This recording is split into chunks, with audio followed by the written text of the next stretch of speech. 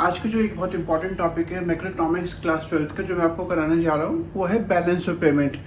इससे कंसर्न एक वीडियो जो इसका दूसरा पार्ट है फॉरेन एक्सचेंज मार्केट, मैं उसको ऑलरेडी अपलोड कर चुका हूँ। इसको जरूर देखिएगा और समझने की कोशिश कीजिए।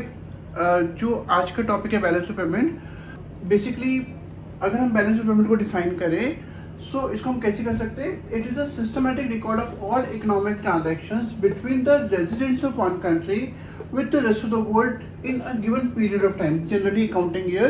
तो अगर हम इस डेफिनेशन को के देखते हैं तो उसमें क्या कहते हैं, systematic record of all economic transactions. मतलब हम यहाँ पे सिर्फ इकोनॉमिक ट्रांजेक्शन्स की बात कर रहे हैं जो एक देश के लोगों की दूसरे देश के लोगों के साथ होती है, और बात कर रहे हैं रेजिडेंट्स की।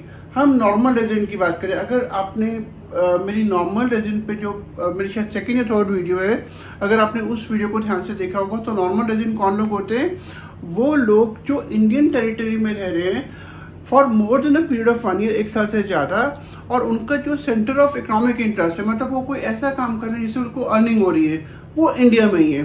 तो ऐसे लोगों को हम नॉर्मल रेजिडेंट काउंट करते हैं। उनका centre of economic interest India में है एंड वो एक साल से ज़्यादा यहाँ पर रह रहे हैं। ये इंडिविजुअल्स भी हो सकते हैं और ये इंस्टीट्यूशंस भी हो सकते हैं। तो बच्चों, अभी हमने डेफिनेशन करी बैलेंस ऑफ पेमेंट की। अगर हम उस डेफिनेशन को ध्यान से देखते हैं तो सबसे जो पहला पॉइंट हमारे को उस डेफिनेशन से क्लियर होता है कि बैलेंस ऑफ पेमेंट एक सिस्टमैटिक रिकॉर्ड है of all economic transactions between the resident of one country with rest of the world. Systematic record of all economic transactions. जो दूसरा पॉइंट है, हम बैलेंस ऑफ पेमेंट में विजिबल आइटम्स होते हैं जिन items को हम देख और टच कर सकते हैं, जैसे कि गुड्स। तो गुड्स यहाँ पर आ गए। इनविजिबल आइटम्स जैसे सर्विसेज एंड यूनिलैटरल ट्रांसफर्स, ये वन वे पेमेंट्स होती है, डोनेशन, ग्रांट्स वगैरह, जो हम बैलेंस ऑफ पेमेंट में रिकॉर्ड करते हैं। इसका थर्ड जो इंपॉर्टेंट पॉइंट हमारे को समझ में आता है वो है it is a flow concept as it is related to a period of time. भाई बैलेंस ऑफ पेमेंट हमेशा एक साल के लिए बनाई जाती है क्योंकि यहाँ पे पीरियड इन्वॉल्व है, पूरे एक साल के लिए बनाई जा रही है। तो ये एक फ्लो कॉन्सेप्ट है। अगर आपको याद हो कि हमने नेशनल इनकम के चैप्टर में फ्लो एंड स्टॉक का कॉन्सेप्ट पढ़ा था। Stock is anything which is measured at a point of time. जब हम किसी पर्टिकुलर पॉइंट ऑफ टाइम पे मेजर करते हैं हम उसको बोलते हैं स्टॉक कॉन्सेप्ट। लेकिन जब हम पूरे पीरियड के लिए कुछ चीज़ को कंसीडर करते हैं तो उसको हम बोलते हैं flow concept. So balance of payment एक फ्लो कॉन्सेप्ट है। याद रखिए कि एक 1 मार्कर आता है। अब इसका जो फोर्थ पॉइंट है वो double entry system of accounting is followed. हम जब भी बैलेंस ऑफ पेमेंट बनाते हैं तो जो भी इकोनॉमिक ट्रांजैक्शंस होती है उसको 2 जगह पे रिकॉर्ड किया जाता है, एक जहाँ पे पैसा आ रहा है और एक जो पैसा दे रहा है। तो इस तरीके से हम उसको double entry system of accounting को फॉलो करते हैं। ओके बच्चों, अगला जो कंपोनेंट आता है वो आता है हमारा कैपिटल अकाउंट। भाई अगर आप डेफिनेशन ध्यान से सुनेंगे, it records all those transactions between the residents of one country with rest of the world which cause a change in the assets or liability of a country। तो अगर आप definition ध्यान से सुनेंगे आपको पूरा कॉन्सेप्ट समझ में आ जाएगा। वो सारी की सारी ट्रांजैक्शंस जो कि एक देश के लोगों की बाकी देश के लोगों के साथ होती है, जहाँ पे कंट्री की असेट या लायबिलिटी पे फर्क पड़ता है, ऐसी सारी ट्रांजैक्शंस को हम कैपिटल अकाउंट ट्रांजैक्शंस बोलते हैं। कैपिटल अकाउंट ट्रांजैक्शंस के 3 मेन कंपोनेंट्स हैं। पहला है borrowings and lendings to and from abroad.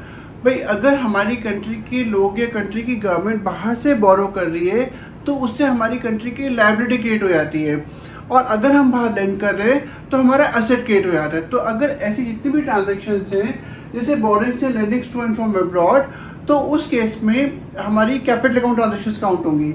Second point है investment to and from abroad.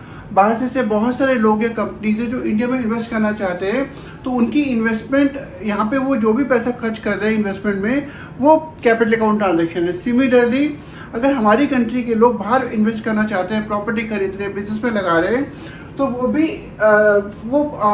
Capital account transaction में काउंट होगी। Investment to and from abroad के मेन 2 पार्ट होते हैं।